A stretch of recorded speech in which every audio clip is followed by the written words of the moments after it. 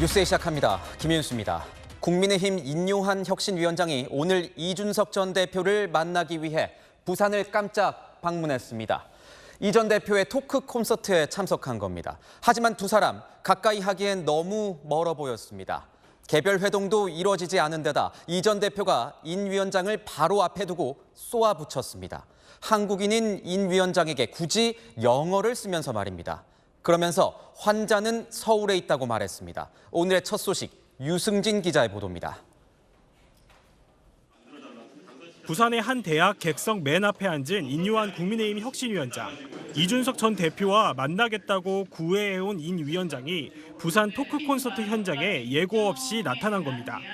이 대표는 무대에 오르자마자 영어로 만남을 거절했습니다. What have you learned from the recent council election? You failed to meet the prerequisites. I don't. I have not much to tell you. 영어를 적어도 훨씬 쓴 약을 강조해온 인 위원장에게 환자는 서울에 있다고도 했습니다. 제가 환자입니까? 라고 물었습니다. 예. 이준석이 환자라서 찾아오신 겁니까? 예. 환자는 서울에 있습니다.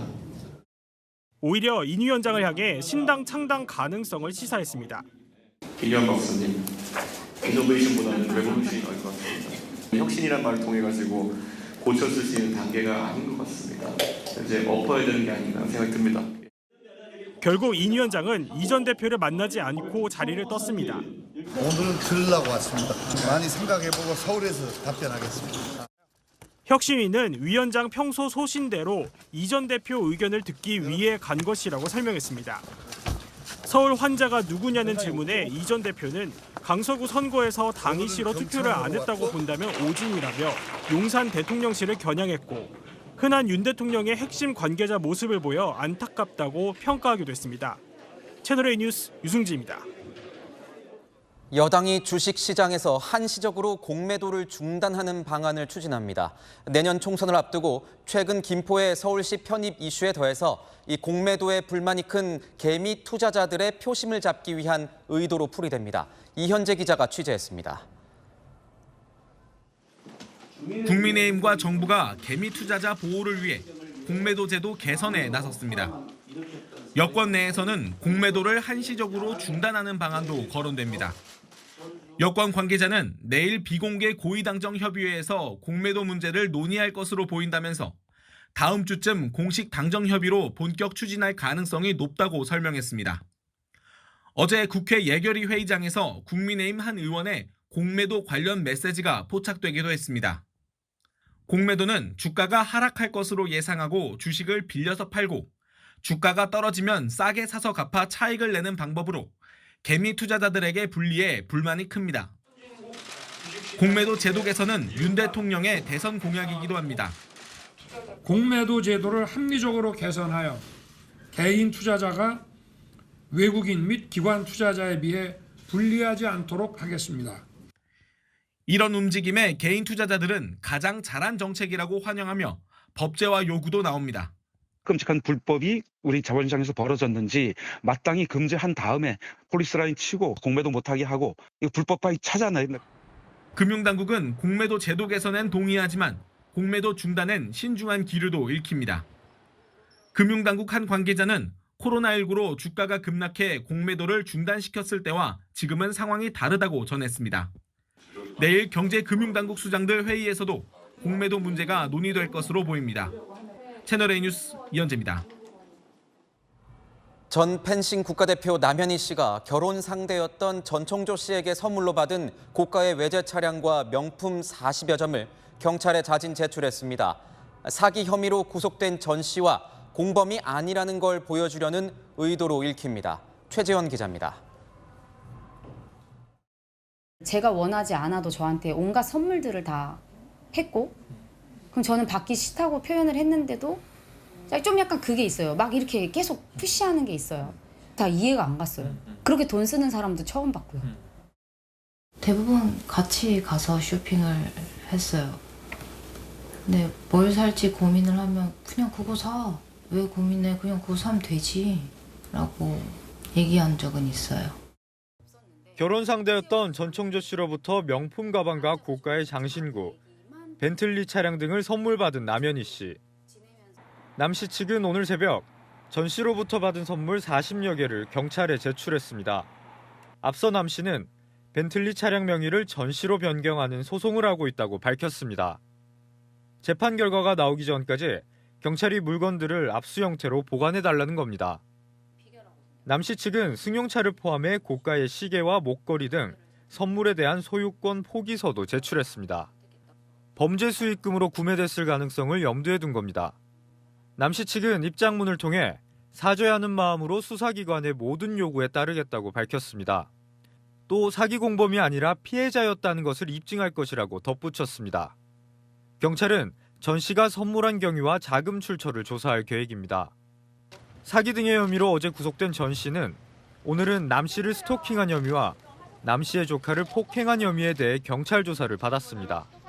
채널A 뉴스 최재원입니다. 마약 투약 혐의를 받는 배우 이선균 씨가 일주일 만에 다시 경찰에 출석했습니다. 현재 이선균 씨는 소변이나 모발 검사에선 마약 투약 정황이 감지되지 않아서 다른 채모 검사 결과를 기다리고 있습니다. 조현진 기자 보도 보시고 아는 기자로 이어가겠습니다. 배우 이선균 씨가 경찰서 밖으로 나옵니다. 경찰에 재출석한 지 3시간 만에 조사를 마치고 귀가하는 겁니다. 이 씨는 올해 초 유흥업소 여실장 A씨 집에서 대마 등 마약류를 투약한 혐의를 받습니다. 지난 주말 첫 조사 당시 진술 거부 논란이 불거진 데 대해 사실이 아니라고 선을 그었습니다. 1차 거부 아니었고요. 오늘 모든 질문과 조사에 성실하고 솔직하게 다 말씀드렸습니다. 반면 혐의를 인정하는지 묻는 질문엔 솔직하게 말했다는 말만 반복했습니다. 오늘 조사에선 마약 투약 혐의에 대한 조사가 주로 진행된 것으로 파악됩니다. 앞서 이 씨에 대한 간이 시약 검사에서 음성 판정이 나온 가운데 모발 정밀 감정 결과도 음성이 나온 것으로 확인됐습니다. 하지만 경찰은 이 씨가 A 씨에게 협박을 받아 3억 5천만 원을 건넨 만큼 해당 기간 전에 마약을 투약했을 가능성이 있다고 보고 있습니다. 경찰은 이 씨가 성실하게 조사를 받았다고 밝혔지만 혐의를 인정했는지 등에 대해선 함구하고 있습니다. 정밀검사 결과 취합 등 보강 수사를 마친 뒤 이 씨를 다시 소환하겠다는 방침을 밝혔습니다. 또 A 씨에게 마약을 공급한 혐의로 입건된 의사에 대해서도 소환 일정을 조율 중입니다.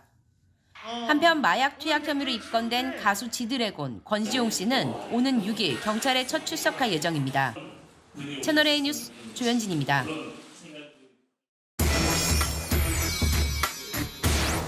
네, 아는 기자 시작합니다. 사회 일부 성혜란 기자 나왔습니다. 자, 성 기자, 오늘 이선균 씨가 경찰에 다시 나왔는데 모발 검사 결과는 음성이 나온 겁니까? 네, 그렇습니다. 지난달 28일 먼저 소변간이 시약 검사에서 음성 판정을 받았던 배우 이선균 씨.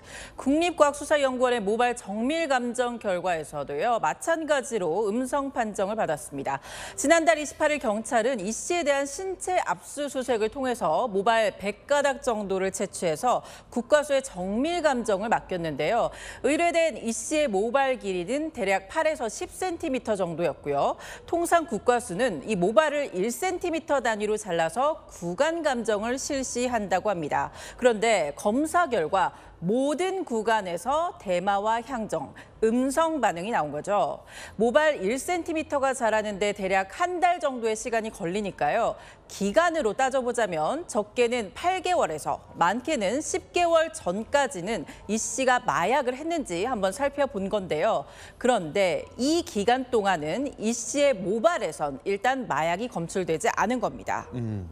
그러니까 모발 검사 결과가 음성이라면 네. 이 씨가 마약을 했다고 볼 수 없는 것 아닙니까? 그런데 그렇게 단정 지을 수 없습니다. 제가 마약 수사를 전담했던 전현직 검사들에게 물어봤는데요. 일단 모발 검사는 염색, 탈색 등을 자주 하는 경우에 그 결과가 정확하지 않을 수 있다. 그러니까 오염됐을 수 있다고 하고요. 경찰은 모발 검사 결과를 전달받은 뒤에 지금 현재 다른 채모에 대한 정밀 검사 결과도 기다리고 있는 상황이라고 합니다. 앞서서 마약 투약 혐의로 징역 10개월의 집행유예 2년형을 선고받았던 가수 박유천 씨 사례를 보면요. 모발과 소변 정밀 검사에서는 음성이 나왔지만요. 다리털에서 양성이 나와서 덜미를 잡혔는데요. 이선균 씨 역시 다른 채모에서 마약 반응이 나올 가능성 배제할 수 없습니다. 그리고 채모를 통한 마약 검사는 한계가 있는데 이 최장 1년 이내에 마약을 투약한 경우에만 확인이 가능하다고 하는데요. 경찰은 이 씨가 앞서서 유흥업소 실장에게 협박을 받아서 3억 5천만 원을 건넨 사실을 고려하면 이 기간보다 더 전에 마약을 투약했을 가능성에 주목하고 진술과 물증을 통해서 마약 투약 사실을 입증하겠다는 방침입니다. 그렇군요. 그런데 오늘도 이선균 씨 조사는 굉장히 빨리 끝났죠. 예, 그렇습니다. 조사는 대략 2시간 정도 만에 끝났고요. 조서 열람에 1시간 정도의 시간이 걸렸는데요. 이 씨는 조사에 앞서서 솔직하게 다 말씀드리겠다는 말을 계속 반복했습니다. 이선균 씨 모습 잠시 보고 오시죠. 다 솔직하게 제가 기억하고 있는 거 다 사실대로 다 말씀드렸습니다. 이 씨는 1차 조사에서도 본인은 진술을 거부한 적이 없다면서 경찰 조사에서 솔직하게 다 말했다. 이런 말을 반복했는데요. 경찰은 보강 수사를 거쳐서 이 씨를 다시 불러서 조사한다는 계획입니다. 그리고 이 수사 내용과 이 씨의 진술 내용을 대조해서 신병 처리 여부 결정할 방침입니다. 그렇군요. 이틀 뒤면 가수 지드래곤 역시 마약 투약 혐의로 경찰에 나오는 거 아니겠습니까? 네. 이선균 씨와는 전혀 다른 태도를 보이고 있는 것 같은데요. 네, 그렇습니다. 가수 지드래곤 씨는요, 마약 투약 혐의에 대해서 이례적으로 3차례나 입장문을 내지 않았습니까? 이 지난달 27일에는 마약을 투약한 사실이 없다 이렇게 밝힌 데 이어서 사흘 뒤에 모발과 소변 검사에 적극적으로 임하겠다 이렇게까지 밝혔고요. 마지막으로 지난달 31일에는 언론에도 책임 있는 자세를 가져달라면서 허위사실 유포에 강경 대응하겠다는 방침까지 밝혔습니다. 모발과 소변 등은 이제 본인이 밝힌 바에 따라서 자진해서 검사가 이루어지겠지만 다른 채모들에 대한 검사를 만약 거부할 경우 일부 신체 압수수색이 이뤄질 가능성도 배제할 수는 없습니다. 그렇군요. 지금까지 아는 기자였습니다. 오늘 새벽 특수 강도 혐의로 수감 중이던 30대 남성이 도주하는 사건이 발생했습니다. 바로 이 남성, 36살 김길수입니다. 현재 공개 수배하고 추적 중인데 13시간째 잡히지 않고 있습니다. 김지윤 기자입니다. 식당 주차장에 도착하는 택시. 병원복 차림의 남성이 내리더니 주변을 두리번거리며 걸어갑니다. 이 남성은 특수강도 피의자 36살 김길수. 서울구치소 수용자인 김길수는 오늘 새벽 6시 20분쯤 입원 중인 경기 안양시 한 병원에서 탈주했습니다. 김길수는 지난 1일 경찰서 유치장에서 몰래 플라스틱 숟가락 손잡이 일부를 삼킨 뒤 구치소에 수감되자마자 고통을 호소해 사흘째 입원 치료 중이었습니다. 김길수는 화장실을 쓰라며 구치소 직원들이 수갑을 풀어준 사이 도주했습니다. 환자복이 눈에 띌 걸 고려해 병원 유니폼으로 보이는 복장으로 갈아입는 여유도 보였습니다. 이후 택시를 타고 경기 의정부시로 도주했는데 이곳에서 젊은 여성이 택시비를 대신 내준 정황이 CCTV에 포착됐습니다. 경찰은 이 여성 역시 공범으로 보고 함께 추적하고 있습니다. 법무부 교정당국은 김길수의 이번 도주가 치밀한 계획하에 움직인 걸로 보고 있습니다. 김길수는 지난 9월 환전을 싸게 해주겠다고 만난 피해자에게 호신용 스프레이를 뿌린 뒤 7억여 원을 들고 도망간 혐의를 받습니다. 체포 전까지 50여일 동안 경찰을 피해 도주극을 벌이기도 했습니다. 체포 이후 구속 심사를 받는 처지가 됐지만 심사 당일 일회용 숟가락 일부를 삼켜 병원으로 이송됐습니다. 김길수는 내시경을 거부하며 시간을 끌었던 걸로 전해졌습니다. 이후 구속영장이 발부돼 수감되자마자 고통을 호소하며 입원 치료를 받았습니다. 김길수는 현재 또 다른 옷으로 바꿔 입고 경기 양주시를 거쳐 다른 지역으로 이동한 걸로 전해졌습니다. 김길수의 키는 175cm에 체중은 83kg. 도주 당시 흰색 마스크와 검은색 운동화를 신고 있었습니다. 경찰은 12시간째 김길수의 동선을 추적하는 한편 도주 상황을 목격한 시민들의 제보를 기다리고 있습니다. 채널A 뉴스 김지윤입니다. 처음 본 여성에게 원치 않는 만남을 수차례 요구하고 몰래 사진까지 찍어서 스토킹 혐의로 재판에 넘겨진 70대 남성에게 무죄가 선고됐습니다. 재판부가 이 남성의 행위를 지속적, 반복적으로 볼 수 없다고 판단한 건데 검찰은 받아들일 수 없다는 입장입니다. 신무경 기자입니다. 지난해 3월 손녀를 등하교시키던 70대 남성 A씨는 통학버스 정류장에서 여성 학부모 B씨를 알게 됐습니다. A씨는 3주에 걸쳐 11차례 온라인 메시지를 보냈지만 B씨는 연락 불편하다, 그만하라는 답장을 보냈습니다. 하지만 A씨는 다시 마주친 B씨의 팔꿈치를 치면서 커피 한잔 하자고 수차례 제안했습니다. 이튿날엔 휴대전화로 B씨를 4차례나 촬영하기까지 했습니다. 검찰은 A씨가 스토킹한 것으로 보고 기소했습니다.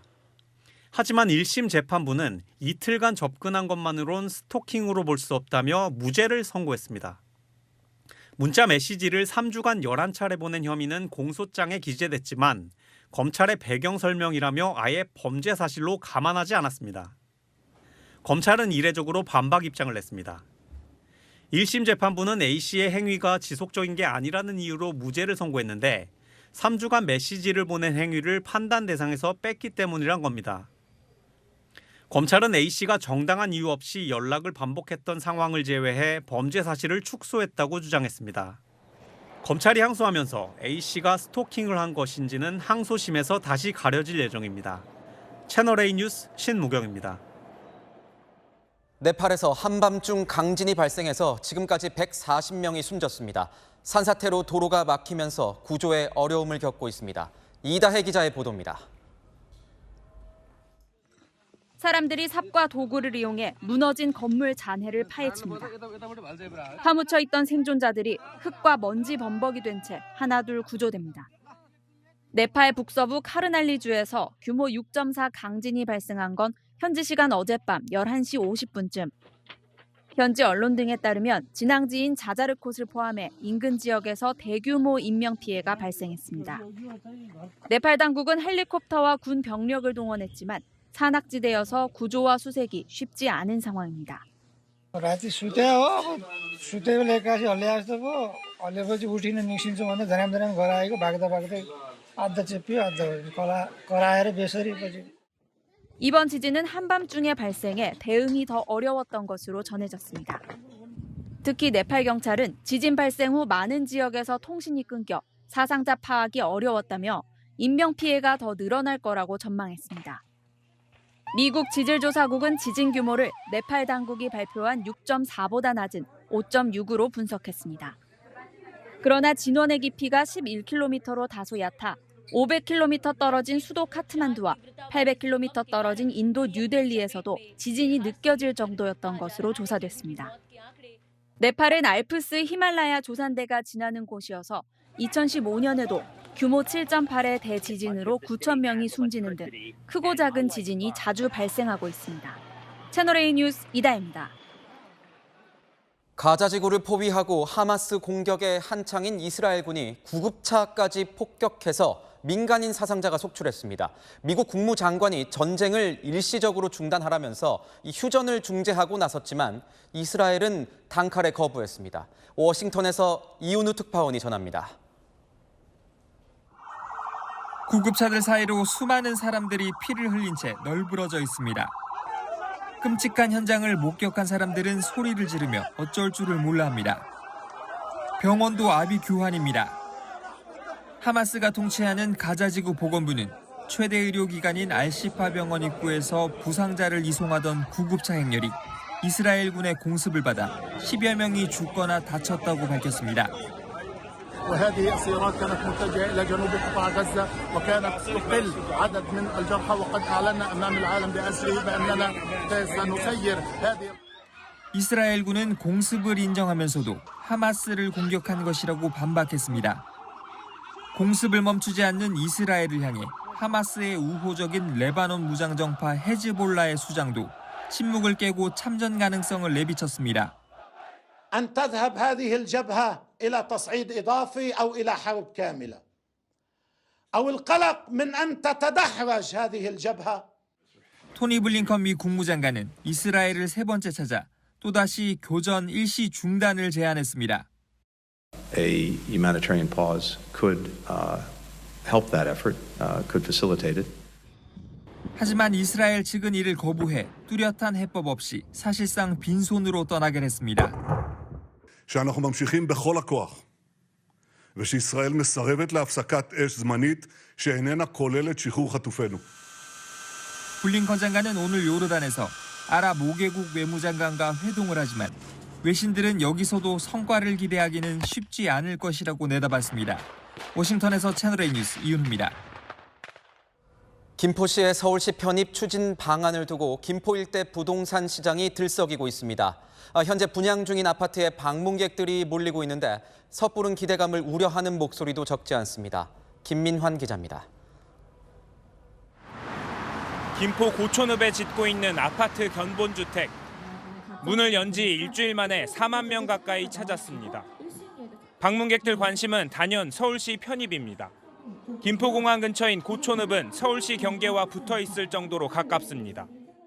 5호선이나 뭐 9호선 이런 것들이 더 확장이 되고 이렇게 하면은 교통적으로 더 서울 쪽이랑 가까워서 좋을 것 같아서. 김포의 서울 편입이지만 그런 것들도 약간의 기대감을 가지고. 기존 아파트 시장도 촉각을 곤두세우는 모습입니다. 서울시 편입 이후 집값이 오를 거란 기대감에 매물을 다시 걷어들이는 집주인들도 등장했습니다. 한 부동산 업체 조사에선 김포시 일부 지역 아파트 매물이 열흘 전보다 최대 7% 이상 줄었습니다. 진행을 하다가 급하지 않으니까 분위기가 조금 좋아질 것 같으니까 조금 매도를 좀 있다 하겠다. 하지만 상황을 지켜보자는 신중한 반응도 만만치 않습니다. 아예 없는 건 아닌데 조금 있어요. 지금 눈치 보고 있어요.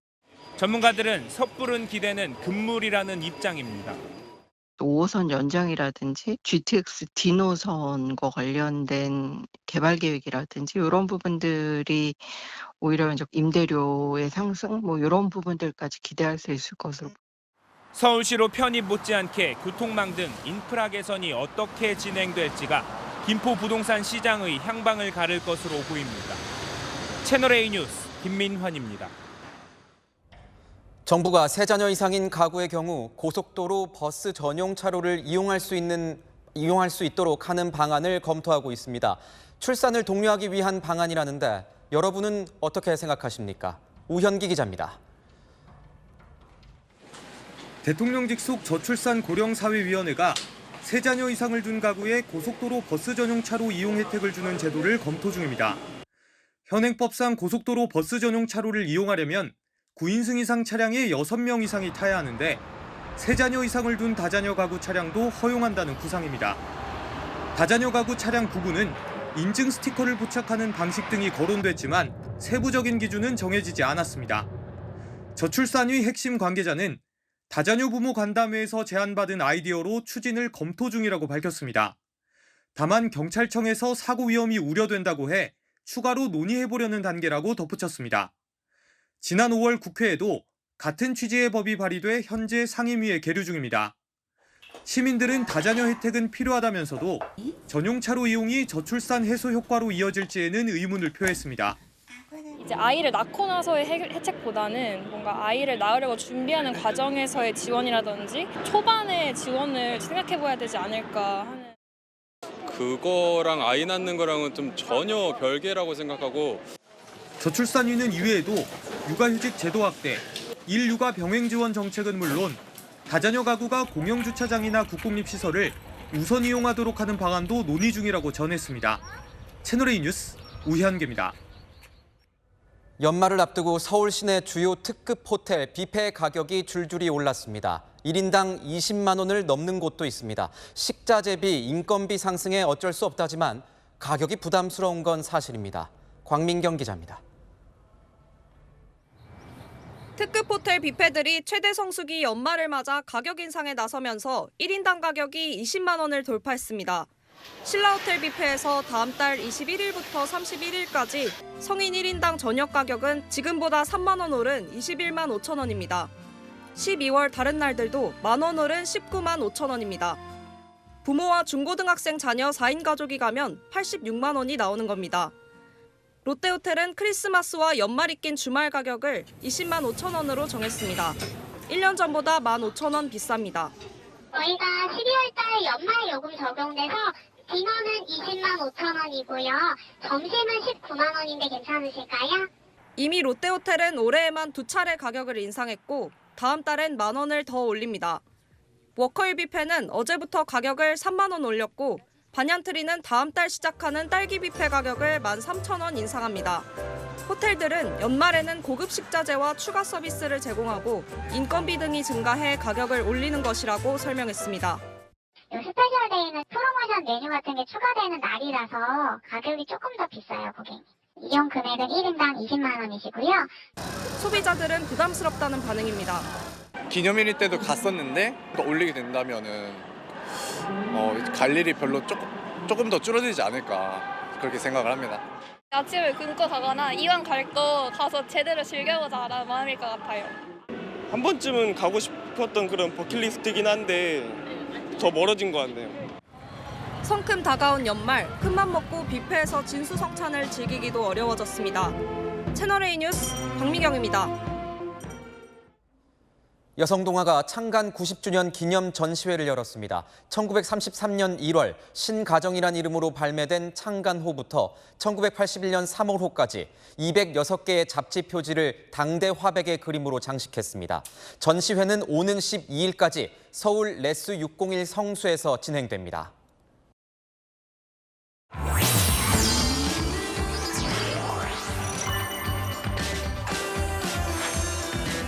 오늘은 수능을 앞두고 이분을 모셨습니다. 일타 강사 정승재 선생님 모셨습니다. 어서 오십시오.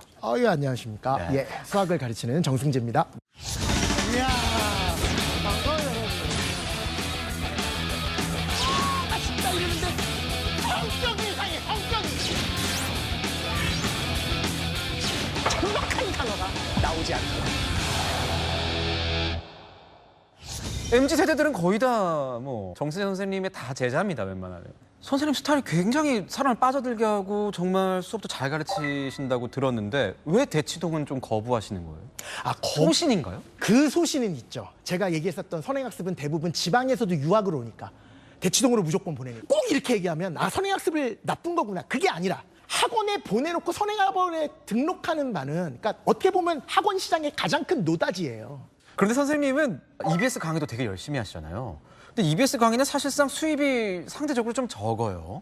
EBS는 수입을 위해서 가고 있는 게 아니고 정화되는 느낌이에요. 정화되는 느낌? 이쪽 사교육 쪽에서는 전쟁이에요. 어떻게 보면 그 여러 개의 인강 업체들끼리 서로 싸우고, 왜 그러냐면 파이는 한정돼 있는데 서로 학생들을 많이 유치하기 위해서, 그러니까 항상 만나면 회의할 때 하는 얘기가 이번에 매출이 어떻게 됐고, 그러니까 너무 그런 얘기만 듣다가 EBS를 가면요, 수학 선생님들끼리 같은 과목 선생님끼리 너무 친한데 그 친한 선생님들이 다 학교 선생님들이잖아요. 네. 그러니까 같이 이렇게 맥주 한잔 하면서 얘기를 할 때 저랑 차원이 다른 말씀을 하시는 거예요. 우리 애가 이번에 수학여행을 가는데 수학여행비가 그래도 좀 부담스럽기는 한 형편이어서 애가 못 내고 있는 거를 내가 어제 내줬는데 그걸 알면 오히려 기분 나빠하고 속상해하지 않을까? 이걸로 맥주를 드시는 거를 보고 선생님이구나. 물질적인 게 아니라 정말 우리 학생들을 맞아요. 위해서 학생들을 위한 그런 분들이 선생님이구나. 그래서 그 얘기 들은 다음부터는 저는 선생님이라는 호칭을 절대 쓰면 안 되겠다라는 생각을 정말로 했었어요. 그래서 지금도 학생들이 생선님 하는 게, 그때 야 선생님을 하죠. 그럼 선생님 뭐라고 불러요? 이래서 생선 되게 좋아하거든요. 이면수 되게 좋아하거든요. 그러면 생선님도 괜찮겠다. 아니 근데 일타 강사라고 하면 잘 가르친다. 잘 가르치면 그만큼 보수도 높을 것이다. 그래서 일각에서 나오는 얘기는 연봉이 100억을 훌쩍 넘는다. 이런 얘기도 있거든요. 사회적으로 이렇게 사교육 강사가 어마어마한 연봉을 받는다라는 게 현실이기는 하지만 그렇게 바람직한 현상은 아니잖아요. 그러니까 제가 그런 말 하기엔 좀 그런데, 그래서 항상 그런 얘기 질문을 들을 때마다 민망해서 어쩔 때는 제가 야구를 좋아하니까 메이저리그 선수랑 비슷한 사람 되게 있던데요 라고도 얘기를 해보고 막 그랬었는데, 저도 정확하게는 얼마인지 잘 모르긴 해요. 우리나라에는 그런 게 있지 않습니까? 지금 학부모들이나 교육계 사이에서는 사교육을 좀 악마화하는 시선들이 있잖아요. 실제 본인이 느끼시는 악마예요. 사교육은 악마일 가능성이 높은 게, 우리나라에 이렇게 수포자가 많은 이유도 어른들이 만들어낸 거지 학생들이 수학을 싫어했었던 건 아니라고 봐요. 학원쟁이들끼리 야 이번에 대치동에 학원 하나 오픈하려고 그러는데 그러면 어떤 선생님들을 모셔와야 될까? 이래야 정상이잖아요. 그런데 대부분 뭐냐면 야, 좀 괜찮은 상담실장 없어? 이렇게 시작해요. 얼마나 그 상담실장님이 중학교 1학년, 중학교 2학년 학부모들이 상담하러 왔을 때 공포감을 주느냐가 그분의 능력이죠. 공포감을 줘야 된다. 공포감을 줘야지만 당장 남들은 다 열심히 공부하는데 우리 애만 공부를 안 하는 걸로 받아들일 수밖에 없게 상담을 하는 거고요. 그것 때문에 어쩔 수 없이 학원을 보내는 거고 내가 마치 부모의 역할을 못한다라고 생각하는 거죠. 이상해요. 무슨 입시 설명을 하는데 체육관에서 몇몇 명이 와서 입시 정보는 알긴 아는 게 좋죠. 그런데 그게 그 국어 선생님 한 번 올라오고 수학 선생님 한 번 올라오고 영어 선생님 한 번 올라가가지고 열심히 공부해. 그것도 대부분은 다 광고거든요. 초등학교 4학년 때부터 중학교 수학은 끝내야 된다 그러고 고등학교 수학은 6학년 때부터 시작해야 된다 그러고 그걸 우리 애는 안 했다 그러면 왜 어머니 애를 그렇게 방치하세요? 막 그래버리는데 그 엄마들은 전 집단 세뇌됐다라는 표현을 진짜 써요. 선행학습이 절대 악이다라는 얘기가 아니라 대부분은 그렇게 하고 부모의 역할을 다 끝낸 걸로 생각하고 있으니 다 착각들을 하고 계시니 차라리 그러니까 학생이 가고 싶다 그러면 그건 보내도 돼요. 그거는 언제든지 옳다고 난 생각해요. 선생님이 생각하시는 지금의 사교육은 사실상 완벽한 개념이 잡힐 수 있는 걸 도와줄 수 있는 정도. 그렇죠. 그러니까 길을 제시할 수 있는 정도인 거죠. 근데 그게 아니고 지금은 막 문제풀이 기계만 만드는 상황이니까. 생각을 하면 오히려 혼납니다. 근데 옛날에 학교에서도 그렇게 맞고 다니는 학생은 아니었습니다. 그런데 연습문제 1, 2, 3, 4 풀어봐. 그때 생각하면 엉덩이 맞았었던 기억나요. 그러니까 생각하는 거를 수학생이 오히려 막았었던 거죠. 이거는 교육계 전체, 뭐 사교육, 공교육이 아니라 이제까지의 교육 전체의 어떤 분위기였던 거죠. 맞아요. 그러면 어떻게 공부를 좀 정리를 하면 되는 걸까요? 되게 심하게 얘기하면요. 고등학교 1학년, 2학년, 3학년, 대학을 준비하는 애들은 대부분 수학을 공부하지 않고요. 수학 기출문제를 빨리 푸는 스킬을 공부하고 있는 거죠. 스킬을 공부한다. 어떻게 하면 진짜 그런 분위기로 완전히 변질돼 있다고 해도 과언이 아닐 만큼 그렇게 되어 있는 상황이에요. 그러니까 생각할 수 있는 힘이 없다라는 거예요. 기억해서 푸는 거지 생각해서 풀지를 못한다라는 거죠. 자기가 답이 나와야 돼요. 적어도 15분, 20분은 고민해보고 별표 치고 넘어갈 줄 알아야 돼요. 그 찝찝함이 뭔지를 아는데 넘어가야 돼요. 그런 다음에 내일이 됐건 일주일이 됐건 또 다시 봐야 돼요. 그래서 제발 부탁인데 3번의 기회는 줘야 돼요. 스스로에게. 자, 우리 수학 1타 강사 정승재 선생님의 학창 시절도 이제 좀 궁금한데 수학 잘했습니까? 제가 초등학교 4학년 때 역삼동으로 이사를 갑니다. 소위 파락군이라는 지역으로 갑니다. 가는데 그 지역의 사교육비를 감당을 못할 정도의 형편이었어요. 중학교 첫 번째 중간고사 1일 때 56점. 그러니까 내가 평생 잊어보지를 못하는 거예요. 그때 그 대형 학원이 생겨서 19,500원이라 그러니까 단일해. 가지고 딱 수강식을 딱 그러니까 200~300명이 한 반에 쫙 있는데 저 그날 진짜 정말 이거 MSG 안 친 건데 그날 느꼈어요. 수학 공부라는 게 뭔지. 그래서 중3 끝까지 단 한 문제도 안 틀렸어요. 그때 확신했어요. 내가 되게 잘할 수 있는 일이겠다. 가르치고 수학을 가르치는 일을 정말 잘했구나 나는. 그래서 지금 보면 채널A에서 신규 프로그램이 나오는 게 티처스 아니겠습니까? 티처스. 전국에 계신 수험생 여러분, 지금은 학부모들의 시간입니다. 지금부터 제가 하는 말씀을 잘 들으십시오. 해서 수학은 선행학습이 아니다. 수학을 대하는 방법만 달라지면 누구나 정복할 수 있다. 이거 증명하는 프로그램이라고 보죠. 선생님도 지금 똑같이 사교육에 몸담고 계신데 근데 요즘 보면은 뭐 사교육 광풍을 좀 막아보겠다. 그 대안으로 수능에서 킬러 문항 배제했습니다. 교육 당국이 기대한 효과 나올 거라고 보십니까? 좀 정부에서 뭘 발표를 했었잖아요. 킬러 문제를 배제하라는 이야기를 했었잖아요. 그래서 나는 9월 달에 9월 모의고사 9월 시험이 어떻게 나올까 정말 되게 떨리는 마음으로 봤는데 어려운 문제를 그 안에서 어려운 문제가 있는데 접근이 어려운 게 아니라니까요. 생각을 해본 애들한테 유리한 거예요. 내가 뭐 아는 정부 관계자도 없고 아무것도 없는데 그 너희들한테 얘기를 한다면 킬러 문제를 배제가 아니라 사교육받은 애들이 유리하지 않는 게임을 만들어달라였기 때문에 그럴 수 있는 방법을 제가 제일 잘 알잖아요. 시험장에서 승부를 걸 수 있도록만 만들면 돼요.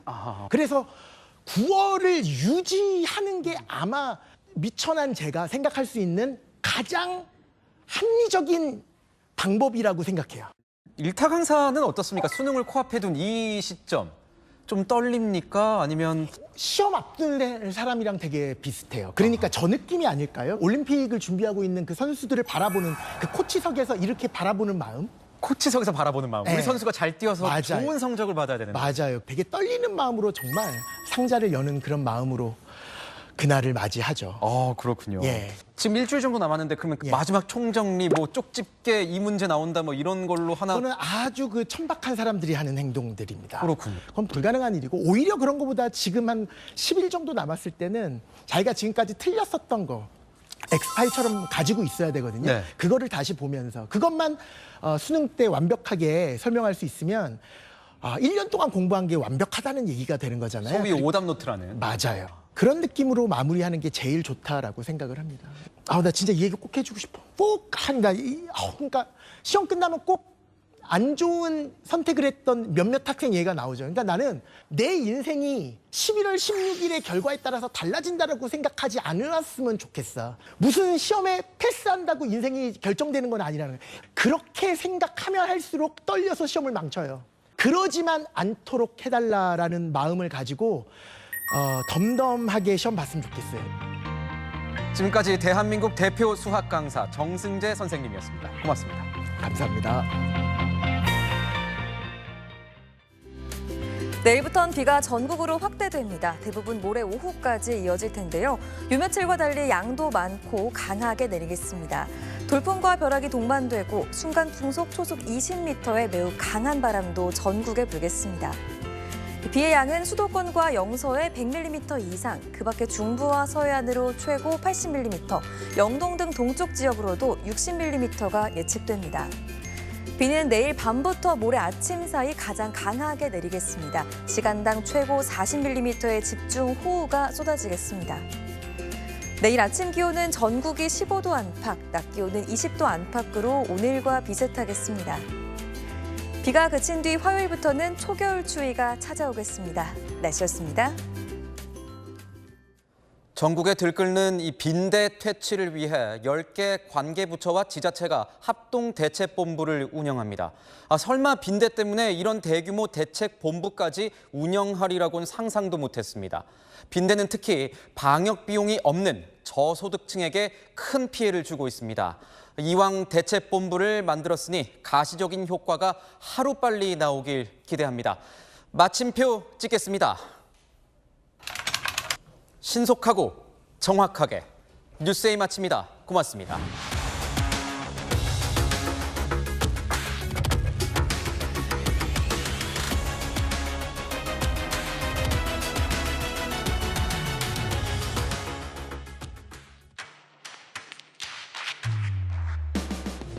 당신의 아침을 여는 보이는 라디오 정치 시그널. 시사 보도의 최강자 김진애 돌직구쇼. 돌직구쇼의 연장전 더 남아. 생생한 뉴스 현장을 전한다. 뉴스엘 라이브. 시사 보도의 강력한 한방, 강력한 4팀. 오늘의 10가지 뉴스. 대한민국 대표 뉴스쇼 뉴스 탑10. 오전 8시부터 하루를 함께하는 채널A 시사 보도. 9월 4일부터 출격.